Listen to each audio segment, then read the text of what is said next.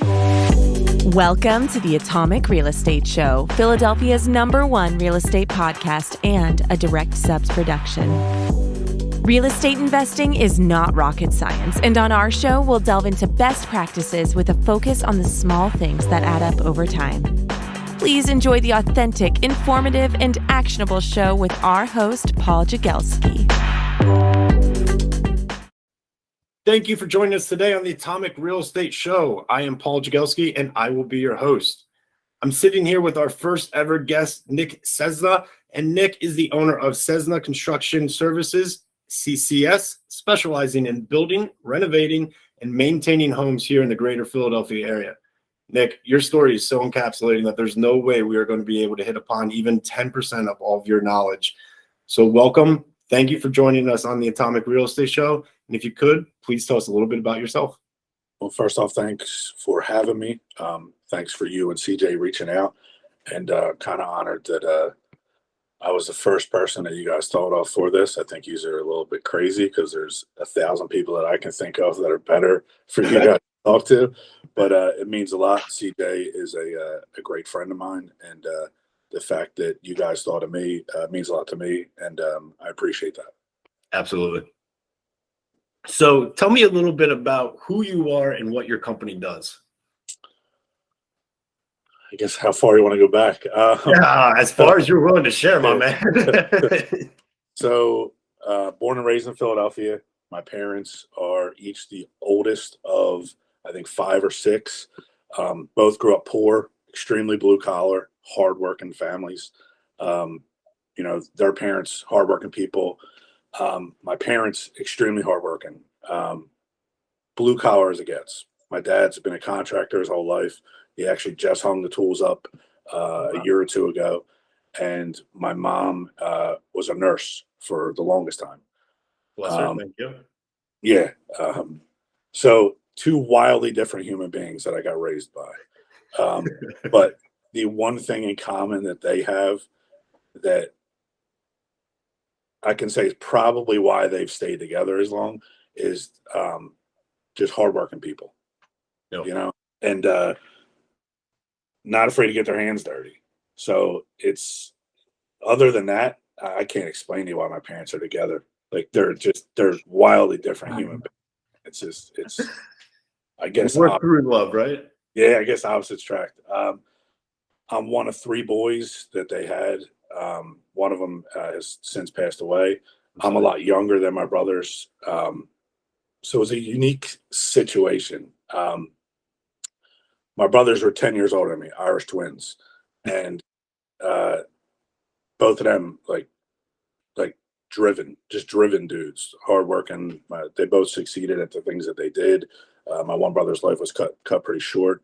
Died pretty young, I think 27 or 28. Oh, wow. Hard-working dude. And my other brother, we call him Flube, actually. I don't even know how he got that. But my brother's a big dude. He's like 6'3", 6'4", probably, I would guess, like 275 to 300. It's just a big dude. And he's actually a big computer nerd, though, which is funny because he went to Drexel. He grew up on job sites with my dad, but he ended up going to Drexel, and he's big on educating himself. The guy's got every certification you can think of in his field, and again, just driven and hardworking. So I think whatever my parents did, all the wrong shit that they did as parents. I mean, there's no parent handbook. You know what I mean? Like, I'm learning that now. You know what I mean? Dude, I got kids, and it's like, man, talk about an awakening. But I think what it comes down to is whatever all the wrong shit that my parents did and mistakes that they did, and nothing bad, like, just parenting mistakes, whatever. Okay. Which I didn't make a whole lot. Well, the one thing that I can say they got right is they instilled work ethic in their children. So when you take yourself out of the situation and you look at it, how can I reduplicate that for my kids? Because that's the biggest thing that I appreciate. Now, like my mama said, like I'm extremely like emotionally broken. Like I have no emotions. Like but like nothing bothers me, nothing phases me. I've accepted death long ago. Like you're gonna die. Like if you tell me like, oh, I have an illness. It's like, all right, well, you're gonna die. People are like, what? It's like, yeah, you're gonna die eventually. That might kill you, but it might not. But Yep. you're gonna fucking die. So it's like if you accept that, and it's like just enjoy the time you're here and do it, and fucking let's get after it. So Enjoy that ride, yeah. So I got started, basically on job sites as a kid with my dad. He did general contracting, and then for a long time he did heating and air conditioning. Heating and air conditioning was his specialty, and he did that since he was a kid. But he had some government contracts, or he's bringing my brother around the country doing windows in government housing and Oh, how cool. running big work, doing additions, kitchens, bathrooms, stuff like that. So I grew up on jobs doing that stuff, but his main thing always was heating and air conditioning. So after he got out of, like, he hung the hammer up, he just keyed back in on that, opened up his own business, and really excelled. So I grew up, now mind you, my brothers are 10 years older than me. And so they were almost like having other father figures because, you know what I mean? Like, they're 17, I'm 7, and bringing me everywhere. So I think that has a lot to do with my success in this business is I had people looking out for me, guiding me the right way. Yeah. So we grew up on job sites, and we grew up where my dad would come in and wake you up middle of the night. Hey, this lady down the street, her heat's out. You got to come help me. He wouldn't charge them. He would do it for free. Especially with elderly people and women, the man took care of them, like always. And I still have people to this day that will stop me and like praise the things that my dad did for them. Oh, yeah. So it's cool. And he taught us a lot of lessons during that he didn't know that he was teaching us. He had no fucking idea. Yep. You know what I mean? At the same time, he was in dart leagues in bars, getting into fist fights and shit. You know what I mean? But then he's doing stuff like that. You know what I mean? Like my dad's a character, man. Yeah, that's awesome. He was teaching you work ethic without even knowing he was teaching you work ethic. He was teaching you principles without even telling you that these are principles. He just ingrained them in you. And how to treat people. Yeah. And he always said, like, $100,000 in marketing is shit against word of mouth. Yes. If you treat people right, you'll never have to advertise. He didn't have business cards. He didn't have shirts. He didn't have hats. He didn't have all the Chotsky bullshit. And he just hung his tools up at 71. He's turning 73 this year. And his phone rings every fucking day. People asking him to do stuff. I have people calling me, can you get your dad to do this for, get your dad to do that for me? And I'm like, I ain't getting involved, man. Go ahead and call my mom, but I ain't getting involved. Yeah, right. So, that was true, what he told us. And another big thing that he always said to us was, he would say to me, I don't know if he said this to my brothers, but he would say this to me. He'd be like, I'd rather 10 $10 jobs than one $100 job.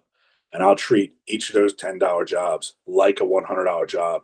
And I'll treat those people like they're my sisters, like it's my wife, like it's family. And those people will then go get me $10 jobs.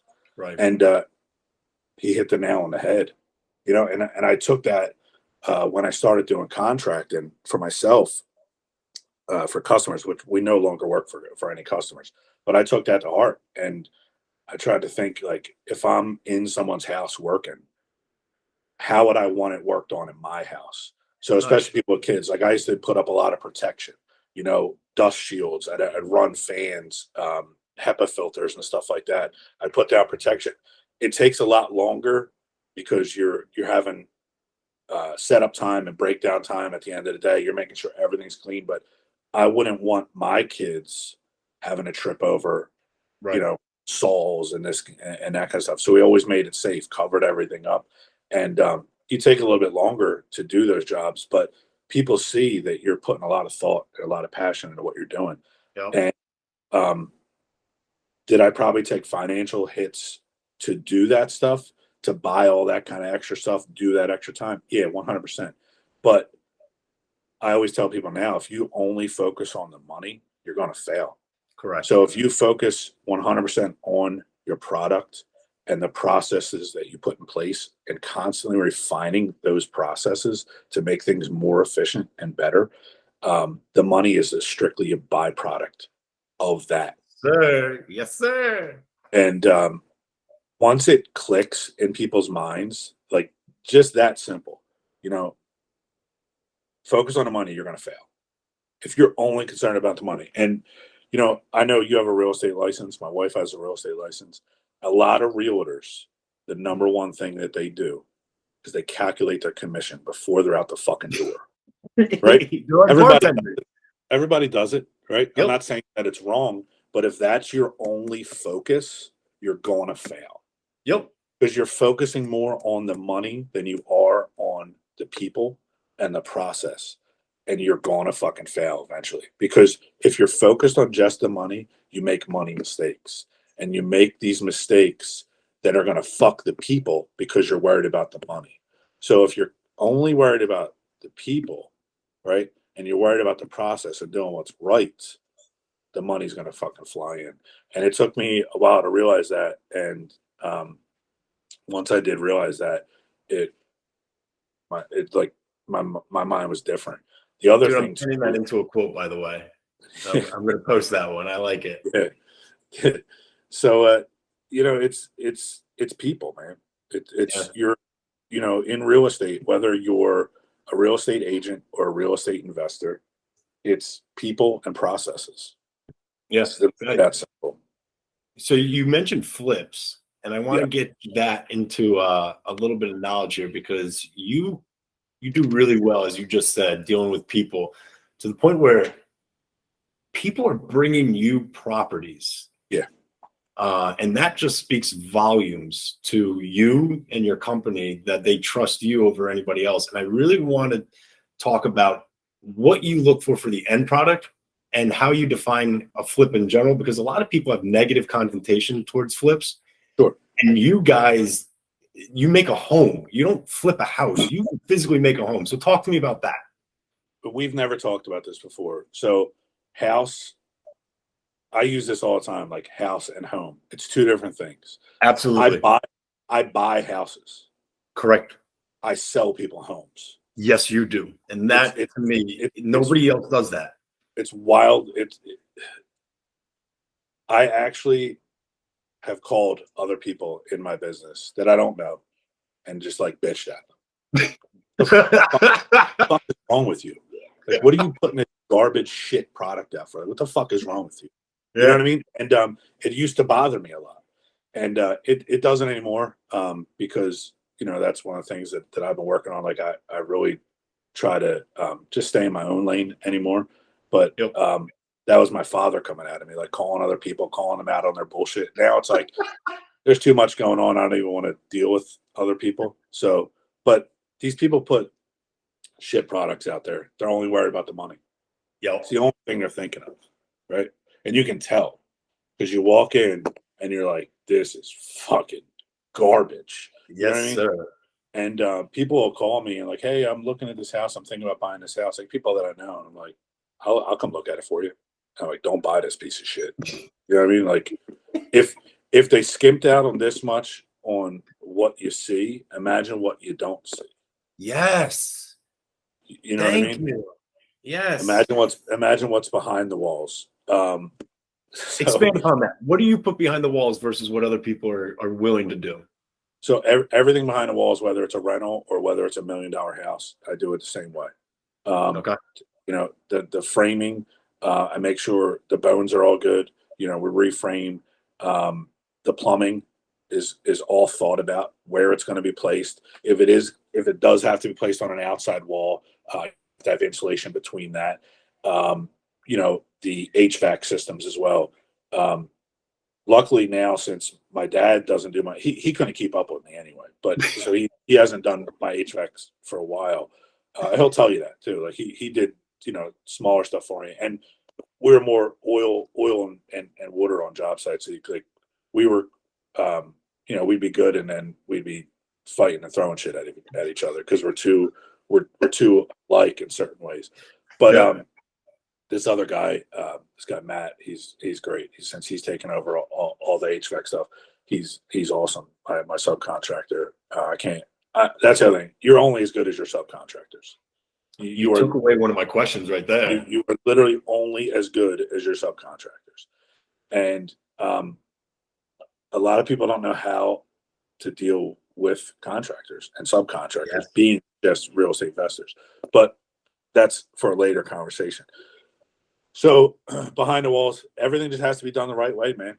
You have to. Now, are you going to have little things like drafts every once in a while? Are you going to have somebody call you and say, hey, a pipe froze? Yeah, sure. I take that shit kind of personal, though. And I've heard a story that you went back into a house that you've already sold months later to fix a leak, the floors, and any other damage. Yeah.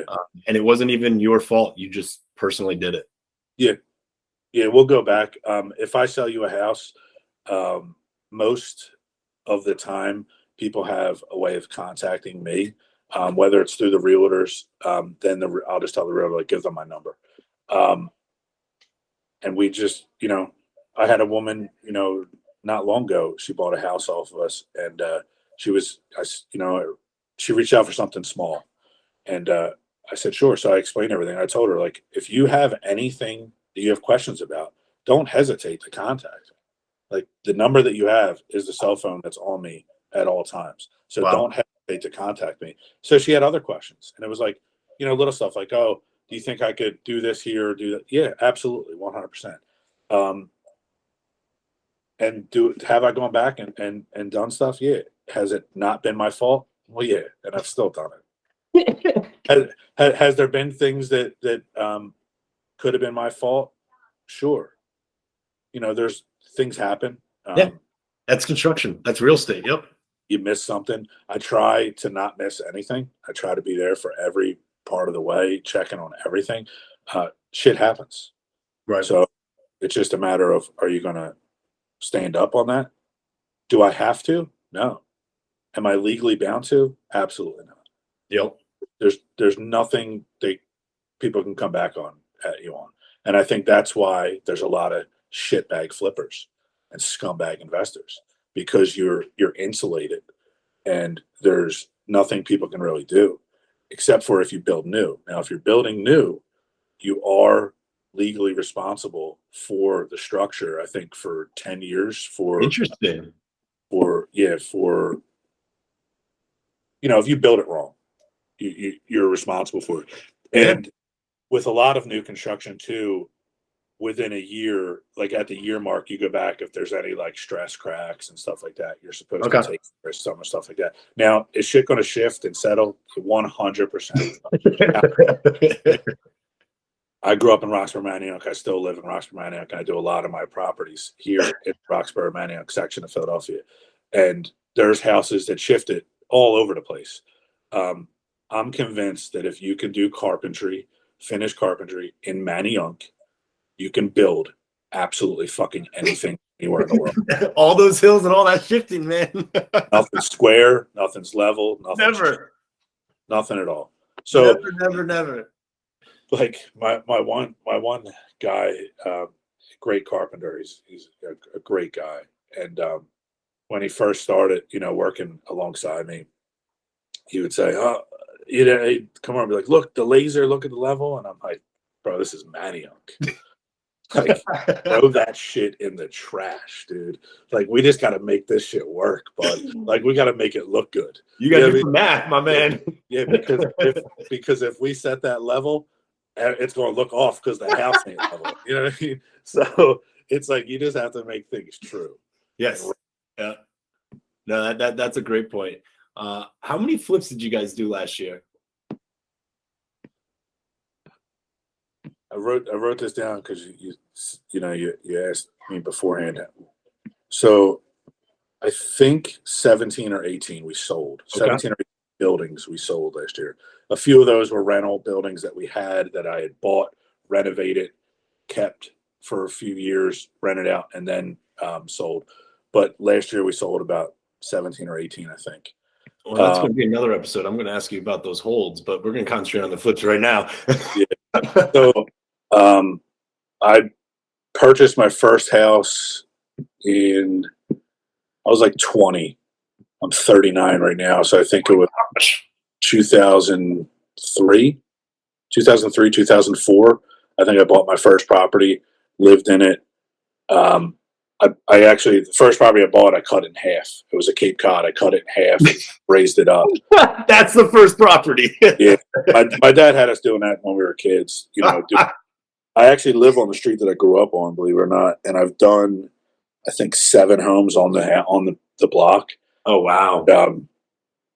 You know, they're Cape Cods. We buy them, cut them in half, build 1 or 2 stories up to go to 2 to 3 stories, and you know, just improve them. So I started with that, and I was in the military, got off active duty, went into a reserve element, had another career while I was in a reserve element.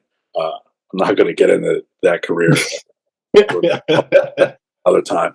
I did that for many, many years while doing construction.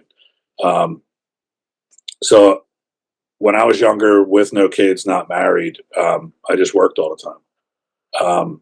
Even when I had a job paying 6 figures, I still did contracting on the side, making more and maximizing my time. And then now that I have a wife and kids, I have slowed down a little bit. Now I have life is a little different now, huh? I have more time to spend with them now that, you know, the youngest one she's 3, and they're a good time. So I see her on your Instagram all the time. Yeah, the little ones, they like coming out with me. They get a kick out of it. Dude, and they're awesome. Yeah, they're the 2 younger ones are girls, and the older one, he's a boy. And the younger ones, they love like doing little dances and videos and stuff like that, and whatever gets them interested. Hell, you know? Yeah, man. They're your little inspectors. They'll see more things than we'll never see because of their eyesight and just their willingness to point it out. Oh yeah, listen, my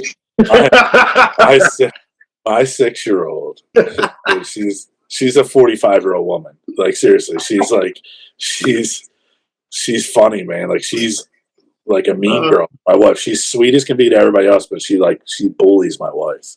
Like she picks on my wife, and we'll walk into houses and she'll be like, "Oh, you think mommy should have picked this tile?" Like, yeah, like how the fuck's a 6-year-old even know that delivery? Because we don't even I don't even talk like that. Like, you know, she'll say stuff, and me and my wife are like, "Where is she picking this shit up?" Oh my gosh, dude! It's hysterical, but you know, they love going to the tile store with my wife and picking stuff out, and you know, they love the staging, like nice. They've never even met the girl Allie that stages all of our houses, right? And they know her name, and they're like, "Oh, Allie did such a good job here." And like, I'll send Allie photos like of them, like, you know, running around the houses, and they're talking about the stage and stuff, and they love it. They're like, "Oh, Allie did such a good job here, and mommy did this, and Allie did this," and I'm like, "This is hysterical." But you know, they're into it, and they like their little dance. They do little dance videos and stuff in the property sometimes. So, do you guys stage every property? Almost every property. Yeah. Worth the value? Yeah, 100%. I believe it is. A lot of people, again, if you're focused on just the money, it's hard for you to put up your wallet and do that. And I feel as though that's a big mistake that a lot of people do, especially if they're cutting corners. So if their work doesn't look the best, and a lot of these investors, they don't have the background that I have. And they're not on the jobs every day. They're not managing the stuff. I'm not going to say that I work with tools anymore because I don't. So I can't even lie to you. Because a task that takes 2 hours for a normal carpenter with this stupid fucking thing takes me 4. So, you know what I mean? It's, so I gave up working with tools anymore. Every once in a while I chip in, but I just basically just drag materials to properties all day long. Like I'm picking stuff up. I'm 10 steps ahead of my guys. But so these guys that don't have that background and they're counting on somebody else that they're hiring to do all the work. Well, if you're not on them and you don't have quality control and you don't have attention to detail, well, shit is a little sloppy, right? I feel as though they're the guys that would do the best with staging. Yes. Because it hides a lot of sins. Yes. But they're too cheap to go into their fucking pocket for a few $1,000s to do staging where their house would have sold faster and you're on to the next one, or could have got them a better deal, which it usually does. And it'll get you usually a better buyer because they're like, oh, they took the time to stage this. And then a lot of people too can't put themselves in an empty home. Exactly. And I took that for granted for a while. And I believe my wife did as well. And then now she's 100% like, now we're staging this. Yeah. Like and then she works with the staging company. She'll meet with Allie and she'll go over stuff. And Jen my wife's name is Jen. And Jen will go and manage all that. She'll say, Allie, I want this kind of style, and because Jen doesn't do every house exactly the same, but we do a lot of materials that are similar, and everything that's done style wise that's all Jen that handles all that. That's awesome. She's got a good eye, man. She's got a great eye, and you guys can put your stuff together, which is even better. She appeals to the masses, and I think a lot of people do. They try to do a house, they try to flip a house, and they get too specific to a style, too niche. Yep. And from what I've noticed, she stays away from that, and she appeals to the masses, which is good, because then even if the staging isn't your style, right? But if the staging is neutral, so that's the other thing too. We've used other staging companies in the past, and some of their stuff was too niche, like it was too certain style, where especially on an expensive house, you come in, well, the more expensive it gets, the pickier people are, the buyers are. So you can get somebody come in and they're like, this ain't my style. It just gives them a bad vibe. And then they're done. Yep. But if it's a neutral style staging, right, they can come in and say, all right, I can change that couch. I can do, you know what I mean? Like, so it gives them the ability. Now, this is just my opinion. It gives them the ability to say, all right, I can put myself here. But if it's too eclectic, they can walk in and be like, I don't fucking like this. I'm turned off. Yep. Where they could have liked the house, but the staging killed it. Yep. So that's another thing you have to be careful of with who you're using. Now, who we use is Sunflower Creations. Okay. And specifically Allie, who does everything. That's our contact there. She's not the owner, but I'll tell you what, they better hope she don't start her own company, because I would get there. It's her. It's not the company. It's her. Right. And all the girls staging it, the actual girls that are doing the stuff, I've never encountered one of their stagers that isn't just an awesome person. Like, they're just good people, man. They're great. Like, there's a lot of times I'm checking on properties and I don't even know if that's a staging day. And I'll walk in and I'll see them, and they're just cool people. Right. I have no idea who owns that company though.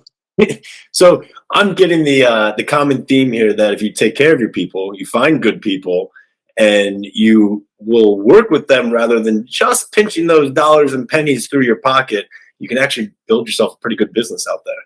100%. Absolutely. Right. Absolutely. It's the people around you that make you what you are. Even, down to the laborers. Like I talk to everybody on awesome. On jobs. And everybody has a voice. You could be stuck on a layout, and a guy that doesn't even speak that good of English, he may come over and he may have an idea. Well, you pull out this stupid thing, and you pull out Google Translate, and you talk to each other, and it's happened where guys are like, oh, well, what about this? And I'm like, hey, you're right. Yeah. You're 100% correct. Like, that would work a hell of a lot better, and you get stuck. But if you don't open your mind that other people can have better ideas than you, you're just going to fucking fail.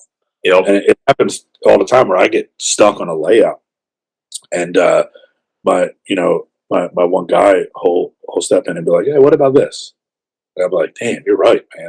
That works." Or he's stuck on a layout, and he's like, he's looking at it. I say the opposite. I'm like, "What about this?" And he's like, "Oh yeah, you're right. That'll work better." So awesome. And knowing, dude, it goes right back to what you said about your dad. Knowing your people and taking care of them is the best way to actually build a business. Word of mouth. These guys are now going out and telling their friends and families, I work for this guy and he listens to me. Look at the products we put out. And now more and more people are just talking about CCS, which is phenomenal. Mm-hmm. I think the biggest though with our success in business, it 100% has to go to Jen, like 1,000%. Like, I was doing this shit before her, but then once she came on board and we got married, it went to another level. So I got to talk to her about how to scale business, huh? Yeah, I think my one advice, like, if you're in this business and you're doing the contracting part of it too, and the flipping and everything else that comes along with it, if you don't have a good woman by your side, like, you're gonna fucking fail. Yes. Oh, absolutely. I can vouch for that as well. Yep. Like she took me from just being a regular guy, swinging a hammer, doing this, and having that stable rock next to you.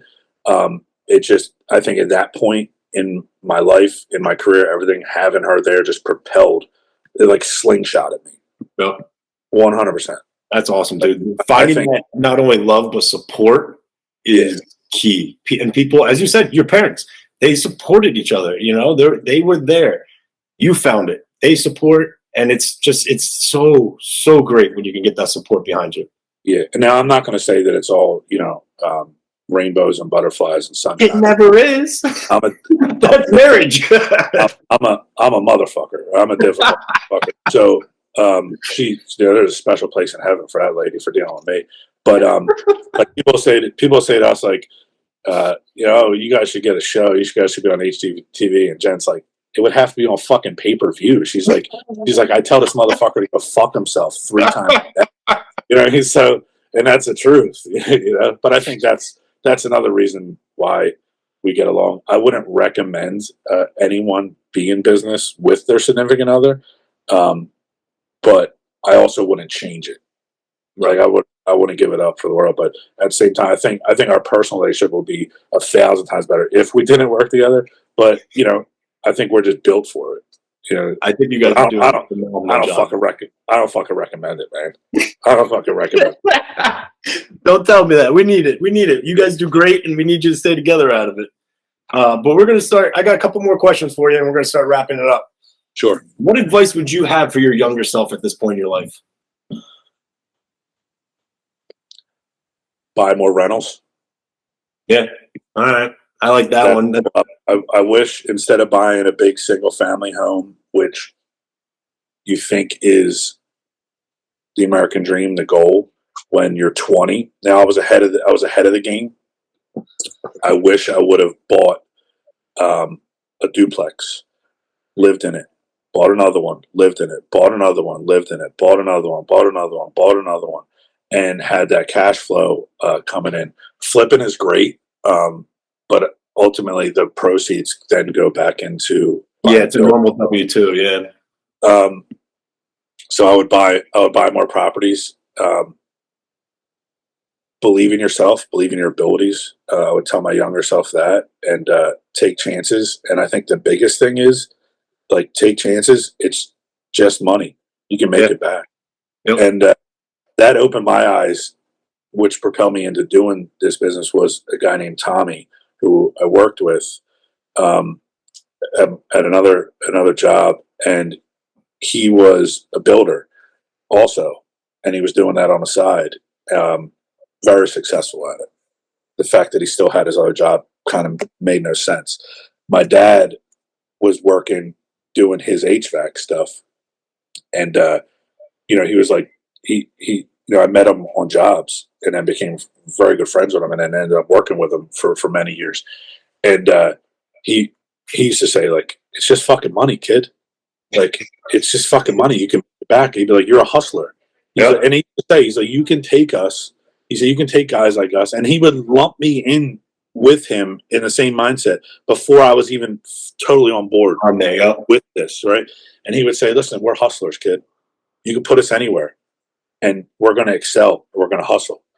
And he's like, there's doctors that are hustlers. There's lawyers that are hustlers. There's doctors that are fucking bums. There's lawyers that are bums, just getting by, just skating by, doing the bare minimum. He's like, that ain't us. He's like, so if you're a hustler, you hustle and you can succeed at anything. And it really comes down to hard work to me. And I've gotten in with, arguments with people like on social media and people go into your DMs and stuff. And the guy was like, oh, so you're telling me the only success is hard, like the only means for your success is hard work? That's bullshit. And I'm like, you're using these like social constructs and all these fucking restraints. Like take the handcuffs off you. Take the handcuffs off of your brain. Like it's fucking hard work, man. Like nobody handed me anything. Nope, nothing. Nobody handed me anything. Like, and that's the other thing. Like once you get a little bit of success on it, people are like, oh, well, your parents must have gave you money. I had a higher net worth than my parents at 22. What do you mean? You know what I mean? Like, so I think the only thing that I've been handed for free is knowledge from other people in the business. And you're doing a great job turning that into it. And I'm so appreciative of that. And, Tommy always went out of his way to help me. And I can call him right now and he'll spit off the truth and knowledge. Or he'll tell me I'm being a fucking idiot. Stop overthinking it. Just fucking do it. The BSP guys, Andy and Steve, they opened my mind a lot, those two guys. And a quick story, I went to a diner one day. It's no longer there. In fact, they knocked it down to build something. So just like the church we went to as a kid, you fuckers knocked that down too. But that's a little inside joke we have. But so I go to this diner and I see them in there and I go, yo, what's up, man? How you doing? And we know each other for years, from the neighborhood. And me and Steve we all went to the same high school just at different times, and we had ran into each other at different times. And me and Steve ran into each other in our previous careers. And yo, what's up? How you guys doing? And they're talking to me, and they're like, "What's on your mind?" I said, "I just looked at a property, and I want it." And I know they're in the business. They were flipping. They were kind of almost at that point like beyond flipping, but they were still flipping. And they were like, "Where's it at?" And I'm thinking to myself, like, huh. And I was like, you know what? Fuck it. Said, this is the address. This is the one I want. They were like, all right. They were like, is it on the market? I forget it at the time whether it was or not. And they were like, what you offer? And I said, I'm going to offer this. They were like, all right, cool. They were like, get us all the information. We'll write up an offer $30,000 less than yours to make yours look better. And I was like, why would you do that? And they were like, you said you wanted it. Like Andy was like, you said you wanted it, right, bud? And I said, yeah. And he was like, all right, we're going to help you fucking get it. Now I got it. I didn't need the help, but they were like, just that mindset. I was like, brother, I was like, wow, there's other people other than Tommy that I can trust. Yep. And that have like-minded stuff. And then that just propelled our relationship together, our business. And then ever since then, like, we've done a ton of properties together, a ton of shit. And we still do. And, then there's other guys like CJ, who called me for this podcast. And I call CJ a lot. His brain works different than mine. His brain works different than a lot of people. And if I get stuck on something, I'll call him. Yo, C, what do you think about this? I've even had him come out to properties and he'll be like, I'm not really picturing the idea that you're saying. Let me come out and look at it. I look at it and be like, yeah, I think that would work. Or I'll have different ideas. I'll bring him through too. If you want quality control, bring CJ through a property. He'll point out every fucking thing that's wrong. And I appreciate everything that he points out that's wrong. Yep. Yeah, I mean, he's not doing it to hurt you. He's doing it for the pat you customer. back and saying, "Oh man, you did such a great job." He's going to come in. He's going to point out every fucking thing that's wrong. And basically, you're holding each other accountable because we know that we're better than that. Yep. You know what That's I mean? all. Now, 9.9 people out of 10 won't pick out what he picks out. You know what I mean? Like if he was a home inspector, he would crush deals. You know what I mean? Because but CJ's great, man. Like, and to be able to have people like that to lean on in this business is great. And I think the other thing that's kind of made things better is giving back.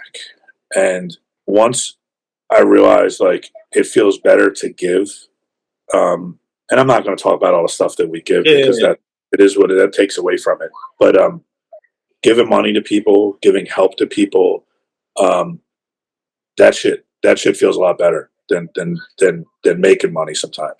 It's amazing how much money comes back when you start giving it to other people, isn't it? 100%. And that's not the reason why I do it. But no, but it just happens. I think once mentally I was there where it was, you have to give back, you have to help other people. I noticed that my personal gains went up. Yep. Now, can it be attributed to that? You're looking for it. I don't know. I think it can be attributed to the mindset that you're in when you're ready to help people. Yes. Yep. You open up yourself to other people, people will open up right back to you. Yeah. And even just info, like helping people with info and helping people with advice. And my one buddy, good friend of mine, he used to work with us. He's probably the best Finnish carpenter that I know. The dude's fantastic. Now he's the grumpiest motherfucker on a job site, right? But he's the best Finnish carpenter. He knows that. He'll tell you that right off the bat. He like as soon as the tool belt goes on, he's just fucking grumpy as shit. But he wanted this property next to his house, and I said, "Okay, I'm going to help him." And like once he told me, he was like, "I want to save this from being knocked down. I don't want the development to knock this house down." Now I was looking at buying the development as well at one point, and but once he told me, like he was like, "Oh, I want to save this house." All right, me and Jen went out of our way to do everything we could. We got him hooked up with a lender. We got it went through a couple realtors' hands. So the first realtor just shit the bed. Dude was a fucking maniac, just an absolute terrible human being. But there's a lot of those in real estate. Then this realtor that I work with, this older guy who's awesome. This dude's fucking the best. Like I love my conversations with this dude. Like he goes out of his way to help me. His wife's in the business with him. His daughter's in the business with him. He's just an old school, keeps it real, like straight shooter. This dude's fucking awesome. And I'll get into him in a second. He's fucking great. So he gets the deal. I call him about it, and he's like, "You want this?" He's like, it's my client has it a little overpriced. I said, "I know." I said, "It's not for me. My friend wants it, and it's more of a passion project." He's like, so I explained the situation to him. He's like, and he's from the neighborhood. He's like, "I agree with him. That house does need to be saved, man. That shouldn't be knocked down." We get the deal done, and my buddy says to me afterwards, he's like, "What?" He actually like pulls me aside. He's like, "What? Why'd you help me like that? Like you didn't have to do that." And I was like, "You said you wanted it." And he was like, "But why?" I was like, "You said you wanted it." And honestly, helping, like it was at the point where I was ready to give him money, loan him money to do it because I knew he wanted it. And he was like, why are you doing this? And I was like, because you wanted it, man. You wanted to save it. So like, if I have the ability to help you get forward in that and obtain that goal, and then maybe this will open your dumbass eyes to realize that you're better than just having a tool belt on and you can do this. And he already has like, I think 1 or 2 rentals. Like you can get 10 more rentals. Right.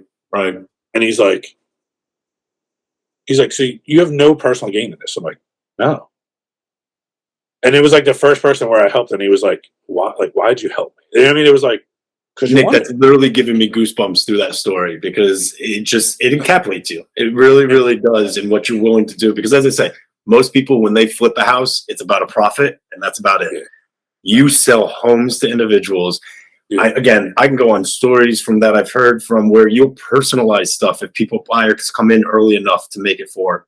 You are willing to bend over for your customers, and that to me puts you apart from anybody else. But I won't. Don't get it twisted. I'm not bending over for anybody. You know what I mean? Because it's like, oh, absolutely. If you're too nice, so people will try to take advantage of you. But we do more than the average contractor and house seller than most. But people take advantage of that shit. So it's like, it's a pain. Sometimes people are like, I don't really like doing where people pick out everything because people get annoying and it's like they don't realize how much it costs. But when we were doing that, and when there's situations where we do it, Jen will give them 3 hard options. Oh, that's cool. Here's 3 options for a kitchen. Here's 3 options for a bathroom.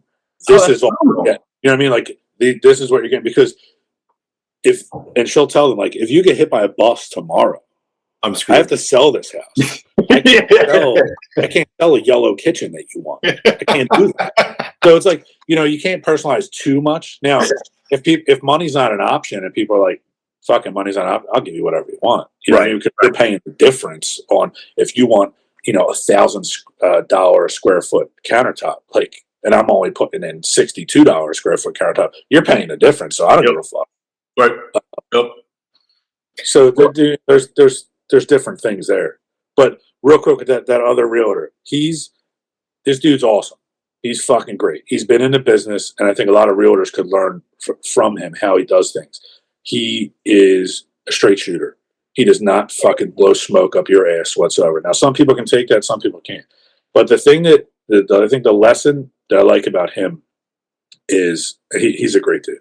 He just, like, we talked the other day for 3 hours on the phone, and I'm like, I gotta get off, and he's like, I gotta get off. Both like kind of look at the clock. But some realtors, especially younger ones, will say, and people that don't like him because he does better than them, like, oh, he's cocky. He's not cocky. He's fucking confident. You're mistaking the fucking cockiness and confidence. It's 2 different things. The dude is confident in what he does, and you can't be selling homes in a certain area for 40 fucking years and not be confident. You can't be at the top echelon of realtors in your area for 40 fucking years and not be confident. So, like, when people are like, oh, he's cocky, I don't like him. He ain't fucking cocky. The motherfucker's just good at what he does. He knows what he does, and he's trying to help you. And what these other younger realtors don't realize is they could call him, and he's the type of dude to call him. Hey, how do I get through this? How do I get through that? He'll drop what he's fucking doing to help you. And it just goes and shows, like, people with that mindset, there's always going to be people that don't like it. There's people that don't like me. I don't give a fuck. It's their problem. But if, they don't like him, they could learn a lot from him if they put their ego aside. And that's the big thing in real estate. Ego is the fucking biggest fucking detriment to a lot of people, man. Well, you got to get past your overall numbers, get over yourself, do things for the better, and it will all wrap up for itself. Mm-hmm.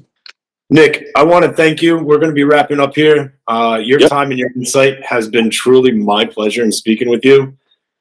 Thank you again for all this free actionable advice that you've given us and our listeners today. But before you say goodbye, in 1 or 2 sentences, tell our guests how they can get a hold of you on social media and your favorite quote. I pretty much only use Instagram anymore. It's CCS_PA on Instagram. Perfect. That just feeds to Facebook. We have a website, but I don't even think I even have it set up anymore. Because again, we're not doing customer-based work. Cessna Homes at gmail.com. That's CESSNA Homes HOMES at gmail.com. That's an email that'll come right to my phone as well as Jen's. Quote.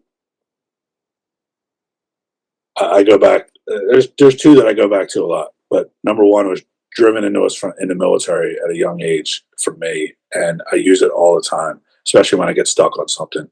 KISS. Keep it simple, stupid. It's written on my whiteboard right here. Keep it simple. I love it. Right? And the other one I have on this whiteboard. Never leave that tomorrow, which you can do today. And I try to drive that into my kids, and my wife does that as well. And that's a mental battle that I fight every day. And it's like, I can push this on tomorrow. It's like, nah, fucking do that shit today. Get after it. Go do it. So it's just, little mindset stuff that we're constantly saying to yourselves. Those are two phenomenal quotes. I love them. That's going to be the end of our episode of the Atomic Real Estate Show. There'll be more actionable advice that will be free for taking on our next episode. Be sure to tune in next week to the Atomic Real Estate Show. Thank you again to our listeners and Nick for being so generous with this time and insight. You can get him at CCS_PA on Instagram. This has been a Direct Subs production. Check them out at directsubs.com. And please remember to like, share, follow, and subscribe wherever you choose to listen.